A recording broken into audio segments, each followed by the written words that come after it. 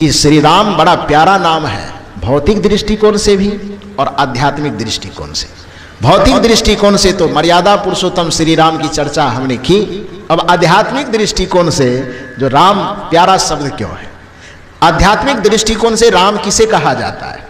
आध्यात्मिक दृष्टिकोण से राम की परिभाषा यह है, जैसे व्याकरण जब कोई शब्द का निर्माण करता है तो उस शब्द के पीछे एक गंभीर अर्थ छिपा हुआ होता है। बचपन में हम लोग पढ़ते थे, आप भी पढ़ते होंगे, कि पूछा जाता था व्याकरण में कि लंबोदर किसे कहते हैं। पढ़ते थे ना आप लोग, लंबोदर की परिभाषा क्या है? तो हम लोग पढ़ते थे, लंबा हो जिसका उदर उसको कहते हैं लंबोदर, अर्थात जिसका पेट लंबा हो उसको लंबोदर कहा जाता, अर्थात गणेश जी। पूछा जाता था परिभाषा, चंद्रशेखर किसे कहते हैं? तो परिभाषा देते थे, जिसके शिखर पर चंद्रमा शोभता हो उसको कहते हैं चंद्रशेखर, अर्थात शंकर जी कहते थे ना। उसी तरह से राम शब्द जो बना, तो राम शब्द की परिभाषा क्या है? राम शब्द की परिभाषा देते हुए संत जन कहते हैं कि रमे निरंतर आत्मा सबघट आठो याम, ताही से बुध संत जन कहत तासुको राम। कि हमारे घट में निरंतर 24 घंटा 8 पहर निरंतर रमन करके जो हमें जीवंतता प्रदान करता हो, जो हमें चैतन्यता प्रदान करता हो, उस शाश्वत चैतन्य सत्ता को राम कहा जाता है। राम की यह आध्यात्मिक परिभाषा है, जो निरंतर रमन कर रहा है। जैसे लंबा जिसका उदर हो तो लंबोदर, जिसके शिखर पर चंद्रमा शोभे उसे चंद्रशेखर। तो राम की परिभाषा, जो हमारे घट में निरंतर रमन करके हमें जीवन दे रहा हो, तो उस रमन करने वाले तत्व को राम कहा जाता है। जब तक वह रमन करने वाला राम हमारे हृदय में निवास करता है, तब तक हम इस दुनिया को देख पा रहे हैं, दुनिया में सुखपूर्वक जी रहे हैं। और जिस दिन वह राम रमैया निकल जाता है, उस दिन हम न माता पिता गुरु संत कुछ भी नहीं रह जाते, न बका रह जाते, न श्रोता रह जाते, न भक्त रह जाते, न भगवान रह जाते। जिस दिन रमैया राम इस शरीर से निकलता है, उस दिन यह जीवन मुर्दा हो जाता है। 4 आदमी कांधे पर उठाते हैं और चिल्ला करके पीछे से कहते, राम नाम क्या कहते हैं? राम नाम सत्य है। तो कौन सा राम सत्य है? अयोध्या वाला की बात तो उस समय नहीं होती है। जिस समय कांधे पे हम उठा के ले जाते हैं, उस समय अयोध्या वाली की हम बात करते हैं। राम नाम सत्य जो हम कहते हैं, तो कौन राम की बात कर रहे हैं? अयोध्या वाला की वाला? कौन वाला राम की चर्चा करते हैं? भीतर वाला, कि जिसके रमन करने के कारण 60 वर्ष से 70 वर्ष से 80 वर्ष से जो रमन कर रहा था, तो अभी तक हम किसी के माँ थे, किसी के बाप थे, किसी के नाना थे, किसी के दादा थे, किसी के मामा थे, किसी पंचायत के मुखिया थे, सरपंच थे, किसी विधानसभा के विधायक थे, लोकसभा के सांसद थे, देश के राष्ट्रपति और प्रधानमंत्री थे। लेकिन जैसे ही वो रमन करने वाला राम निकल गया, कुछ भी नहीं रह गए, बस एक मुर्दा बच गए। 4 आदमी कांधे पे उठाया और अब कह रहा है कि जिस राम को अब तक हम कुछ नहीं गिनते थे, वो राम नाम ही सत्य है, बाकी सब झूठ है। ये पूरा रिश्ता झूठ, पूरे नाते झूठ, पूरे संसार के संबंध झूठ, पूरे संसार के ऐश्वर्य झूठ। अब पहचान में आया कि जीवन इस ऐश्वर्य के कारण नहीं था, जीवन इस संबंध के कारण नहीं था, जीवन इस प्राणी और पदार्थ के कारण नहीं था। जीवन किस कारण से था? उस राम के कारण था, जो निरंतर घट में रमन करके हमें जीवन दे रहा था। इसलिए उस राम नाम के सत्य का गुणगान होता है कि राम नाम सत्य है, सबका यही गति है, सबकी यही गति है। तो वो राम जो सबके घट में रमन कर रहा है, उसको राम कहा जाता है। वो बड़ा प्यारा चीज है, उसको आदमी खो देता है, आदमी उसको भूल जाता है। लेकिन ध्यान दीजिए कि जो इस संसार में भगवान कहलाए, भगवान उस आत्मा को, उस राम को नहीं भूलता है। जो आदमी उस राम को, उस भगवान को, इस ईश्वर को भूल जाता है, वह आदमी मानवता की भी श्रेणी से गिर जाता है। जितने भी भगवान हुए, वह भगवान भी शक्ति यदि हासिल करता है तो अपने भीतर में बैठे उस परमात्मा का अनुभव करके ही शक्ति हासिल करता है। कैसे? इसको एक कथा के माध्यम से सुनी। कहा जाता है कि रामायण जब लिखा गया, वाल्मीकि जी का रामायण, तो जिस समय वाल्मीकि जी रामायण की रचना कर रहे थे, चूंकि इस धरती पर कविता के रूप में लिखे जाने वाला, छंद में बांध करके लिखे जाने वाला पहला ग्रंथ जो इस धरती पर आया, वो वाल्मीकि रामायण के रूप में आया। बड़ा संगीतबद्ध तरीका से, लयबद्ध तरीका से वाल्मीकि रामायण की रचना हुई। रामचरितमानस गोस्वामी जी तो इधर बाद में लिखे, इस कलयुग में आके मात्र 300 वर्ष पहले, इसको बहुत ज़्यादा दिन नहीं हुआ है। वाल्मीकि रामायण श्री राम के सामने में थी, श्री राम जी के द्वारा। जो वाल्मीकि जी रत्नाकर थे वो अचानक इतने बड़े कवि कैसे हो गए?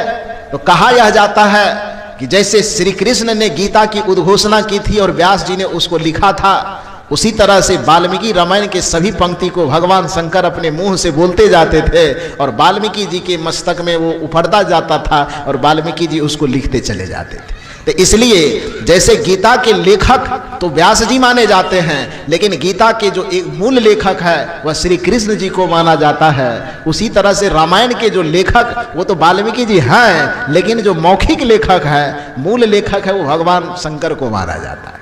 तो कहा जाता है कि भगवान शंकर ने जो रामायण की रचना की तो उसमें 1 करोड़ श्लोकों की रचना की, ये कहा जाता है। 1 करोड़ श्लोक की रचना की। पिता के पास जब कोई संपत्ति होती है, उसके 2-3 बच्चे होते हैं, तो जब तक पिता के बाजू में जंघे में ताकत है तब तक तो वह संपत्ति का अधिकार पिता के पास होता है। लेकिन जैसे जैसे पिता की शक्ति छीन होने लगती है, बच्चे जवान होने लगते हैं, तो बच्चे माता पिता को कहते हैं कि अब संपत्ति का बंटवारा हम लोगों को कर दीजिए, अब आपसे नहीं चलने वाला, हम लोग अपनी मर्जी से चलाएंगे, अपना मर्जी से जिएंगे, कहा जाता है। भगवान शंकर चूंकि त्रिदेव में गिने जाते थे, ब्रह्मा विष्णु और महेश, तो पूरे सृष्टि के जो 3 सबसे बड़े वो देवता थे, संसार में 3 बच्चे थे भगवान के मनुष्य के रूप में। कौन कौन? देवता, दानव और मानव। कितने बच्चे थे? भगवान के 3 बच्चे, देव, दानव और मानव। ये तीनों जब बड़े हो गए, अपने आप में सोचने लगे कि अब हम समझदार हो गए, भगवान हमारे माता पिता हैं, तो अब भगवान जी को जाके कहें कि अब बंटवारा कर दीजिए, अब हम लोग अपने अपने तरीका से जिएंगे। तो देव, दानव और मानव तीनों मिल करके भगवान शंकर के पास गए। भगवान शंकर ने कहा कि मेरे पास क्यों आए हो? भगवान शंकर, ये तीनों ने कहा कि अब हम जवान हो गए हैं, हमको बुद्धि विवेक आ गया है, अब अपने अपने तरीके से हमें जीना है, तो आपके पास जो संपत्ति है उसका बंटवारा कीजिए। भगवान शंकर ने कहा कि अरे देख रहे हो, मैं पत्थर पहाड़ पे रह रहा हूं, न मैं घर बनाया हूं, न गाड़ी खरीदा हूं, न कोई बैंक बैलेंस किया हूं, तो मेरे पास कौन सी संपत्ति है जो बांटोगे तुम लोग मिल करके? तीनों मिलकर के कहा कि कोई संपत्ति हो कि नहीं हो, पता चला है कि आपने रामायण की रचना की है, उसमें 1 करोड़ श्लोक का आपने निर्माण किया है, तो 1 करोड़ श्लोक को बांटिए, आप बांट दीजिए तीनों में, कुछ हो नहीं, जो है वही बांटिए, लेकिन बांट दीजिए।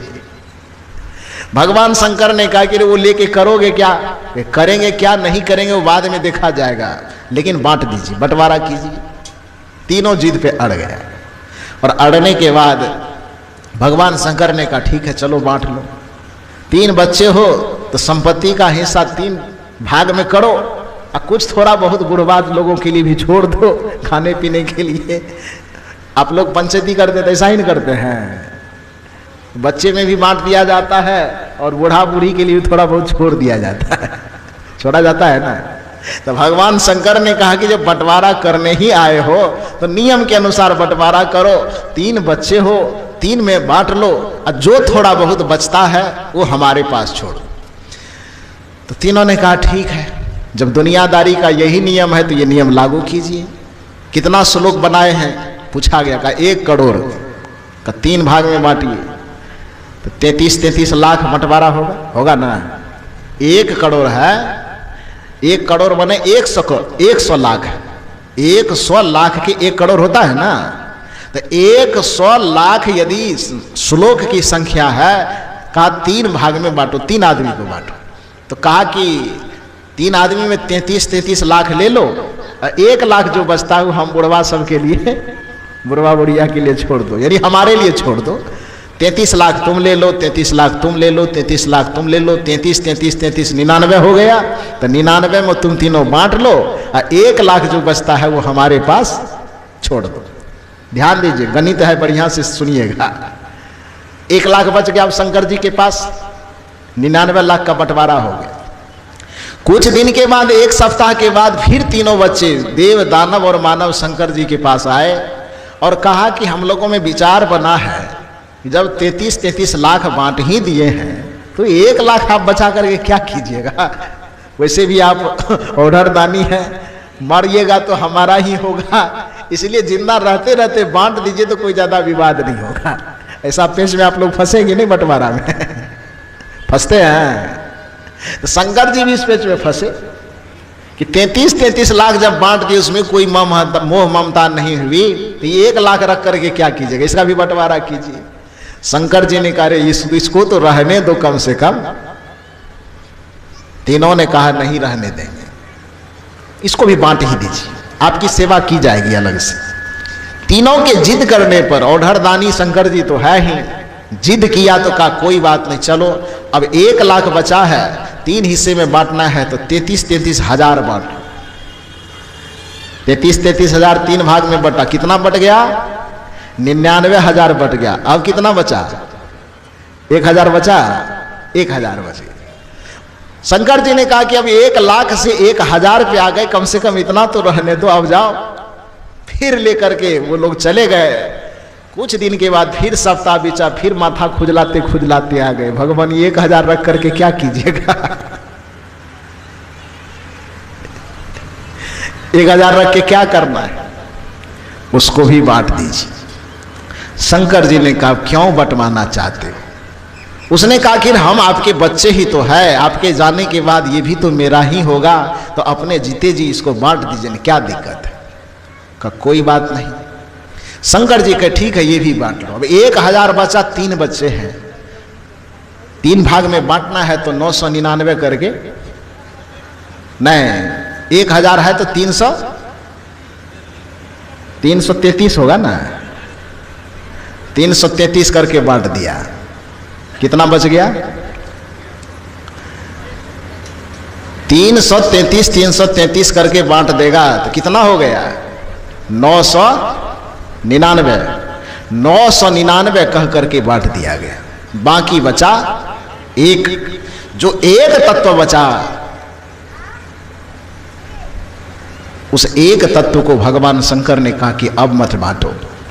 लोगों ने कहा कि उस एक को भी बांट दीजिए। भगवान शंकर ने कहा कि जितना बांटा जा सकता था उसको मैंने बांट दिया, अब एक तत्व जो बचा है इसको चाह करके भी कोई बांट नहीं सकता। और वह एक कौन है? एको ब्रह्म द्वितीयो नास्ति, एक वह आत्मा राम है। बाकी पूरे शरीर बट जाए, पूरे संसार बट जाए, इसको बांटा जा सकता है, लेकिन एक आत्मा को कोई बांट नहीं सकता। वह एक आत्मा ही हमारे भीतर का बैठा हुआ परमात्मा है, उसको बांट नहीं सकते। उसको छोड़ देंगे तो फिर हमारी भगवान गिरी ही खत्म हो जाएगी। इसलिए एक परमात्मा जो हमारे भीतर में बैठा हुआ है, हम उसका बंटवारा नहीं कर सकते, उसको हम पकड़ के रखेंगे। ताली बजाइए जोर से बढ़िया से। भगवान शंकर ने कहा कि वह एक ब्रह्म, वह एक राम है। करोड़ों को बांटते बांटते बांटते बांटते, पहले करोड़ में लाख बांटे, लाख में हजार बांटे, हजार में सैकड़ा बांटे, लेकिन सब कुछ बांटते बांटते भी एक तत्व बच गया। उस एक तत्व को ही ब्रह्म कहा जाता है, उस एक तत्व को ही परमात्मा कहा जाता है, उस एक तत्व को ही राम कहा जाता है, उस एक तत्व को ही शिव कहा जा सकता है। बाकी सबको तो छोड़ा जा सकता है, लेकिन उस एक को नहीं छोड़ा जा सकता। दुर्भाग्य की बात है कि हम पूरे दुनिया को पकड़ने के चक्कर में उस एक को ही छोड़ देते हैं। बल्कि भगवान यह संदेश देता है कि पूरे दुनिया बंट जाए तो बंट जाने दो, पूरे दुनिया छूट जाए तो छूट जाने दो, केवल उस एक को पकड़ करके रखना। और हम इसका उल्टा कर देते हैं कि हम पूरे दुनिया को पकड़ने के तो चक्कर में फंस जाते हैं और उस एक परमात्मा को ही भजना छोड़ देते हैं, उस एक राम को ही भजना छोड़ देते हैं।